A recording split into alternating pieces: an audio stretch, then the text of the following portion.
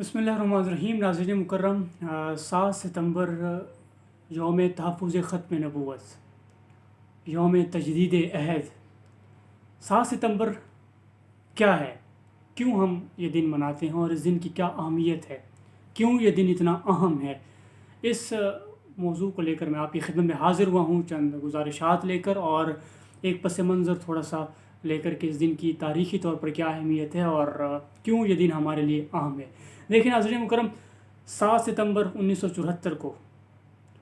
पाकिस्तान में एक आइन में तरमीम करके बाकायदा एक कानून बनाया गया कि कादियानी जो हैं वो दायरे इस्लाम से ख़ारिज हैं, गैर मुस्लिम अक़लियत करार दिए गए और ये हमेशा से गैर मुस्लिम रहेंगे। राज तहसीन के और मुबारकबाद के मुस्तहिक़ हैं वो सब लोग जिन्होंने ख़त्म नबूवत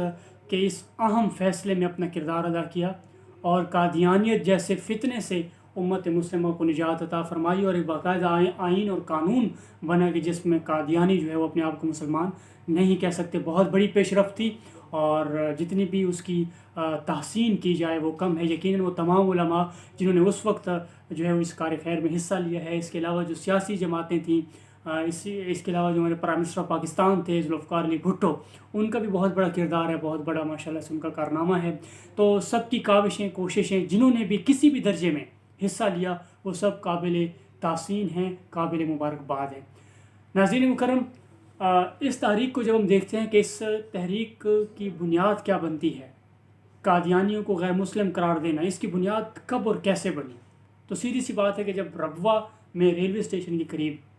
नेशनल मेडिकल कॉलेज के तलबा को कादियानियों की तरफ से ज़दोकोब किया गया और कादियानियों ने उन मुसलमानों के ऊपर हमला किया, उसके बाद शिद्दत इतनी इस तहरीक ने इख्तियार की कि उलमा ने भी सोचा, इसी तरह प्राइम मिनिस्टर पाकिस्तान ने भी सोचा कि भाई अब जो है इस मसले को कानूनी तौर पर हल करना चाहिए और असम्बली में ही ये मसला हल हो सकता है। तो पूरी कार्रवाई है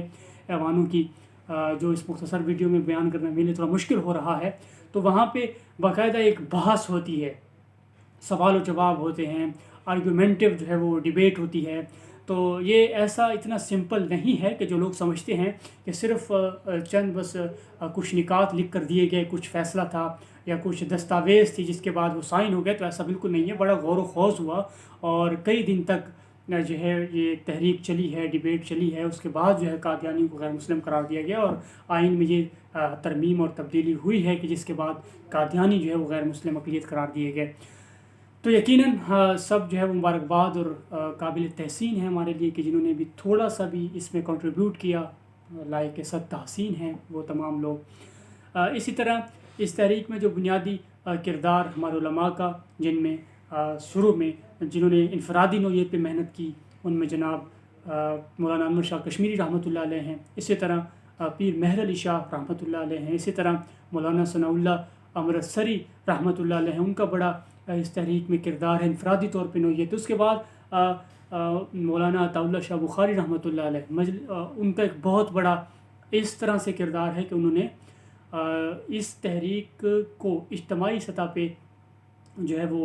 फैलाया, मुनज़्ज़म किया, चाहे वो सियासी वाबस्तगियाँ हों, चाहे वो कानूनी मसाइल हों, चाहे वो आवाम में काम करने का, उन्होंने इसका दायरा कार जो है ना पूरा एक वसी कर दिया और बड़े वसी पैमाने पे मौलाना सैयद अताउल्लाह शाह बुखारी रहमतुल्लाह अलैह ने जो है वो काम किया है इस तहरीक के हवाले से, और वो इज्तमाही तौर पर उनकी कोशिश थी। इसके अलावा जो हमारे सियासी लोग थे उन्होंने भी माशाल्लाह काफ़ी इसमें हिस्सा लिया। अब जो है ये तहरीक, हमें इससे क्या सीखना है और इस दिन की हमारे लिए क्या अहमियत है। नाज़रीन, मीडिया का दौर है, प्रोपेगेंडे का दौर है, 5th जनरेशन वॉर है, जिसमें कादियानी आज भी अपनी खुफिया हथकंडों के ज़रिए और साजिशों के ज़रिए मुसलमानों के ऊपर हमला कर रहे हैं। नज़रियाती सरहदों की हिफाजत हो,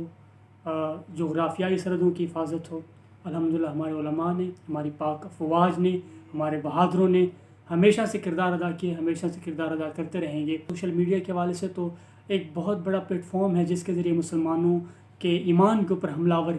हो रहे हैं वो लोग, और एक आम मुस्लिम जिसको बेचारे को दीन की बुनियादी मालूमात हासिल नहीं हैं, वो उनके हमले का शिकार हो जाता है, वो हमेशा के लिए बेचारा अपने ईमान से महरूम हो जाता है। तो हमारे करने का काम क्या है कि हम बेदार हों, हम अपना हिस्सा डालें, सुस्ती और गफलत की चादर को जो है वो उतार दें और हमेशा के लिए मुस्तैदी के साथ दीन मतीन की خدمت میں مصروف ہو جائیں۔ یقیناً یہ بہت بڑا، سنگین اور خطرناک ایک فتنہ ہے جس کے خلاف ہمیں بہرحال کام کرنے کی ضرورت ہے۔ جو بھی آج ختم نبوت کے اس مشن سے وابستہ ہیں، جو آج ہماری جماعتیں ہیں جو کسی بھی طرح سے ختم نبوت کے حوالے سے کام کر رہی ہیں، چاہے وہ عالمی ختم نبوت، عالمی مجلس تحفظ ختم نبوت ہو، چاہے وہ شبان ختم نبوت ہو، چاہے وہ انٹرنیشنل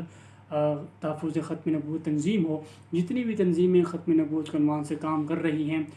سب کو سلام، سب کو خراج تحسین اور سب کو مبارکباد پیش کرتا ہوں، کیونکہ یہ کام میرے نبی کی حرمت کا ہے، یہ کام ناموس رسالت کا ہے، یہ کام میرے نبی کی ناموس اور ان کے تقدس کا ہے۔ اور اس پر جب بات آتی ہے تو کوئی بھی مسلمان، چاہے وہ کتنا ہی ادنا درجے کا ہے، کتنا ہی ضعیف ہے، اپنی حد تک، اپنی بساط کی حد تک وہ ضرور اس میں اپنا حصہ جو ہے وہ شامل کرتا ہے، اور جو اس سے ہو سکتا ہے اپنا خون پسینہ وہ اس میں شامل کرتا ہے۔ اور اس کی روز ہم الحمدللہ مثالیں دیکھتے ہیں کہ مسلمان تحفظ ختم نبوت اور ناموس رسالت کے سلسلے میں کتنی قربانیاں دیتے ہیں اور کتنا اپنے اندر ایک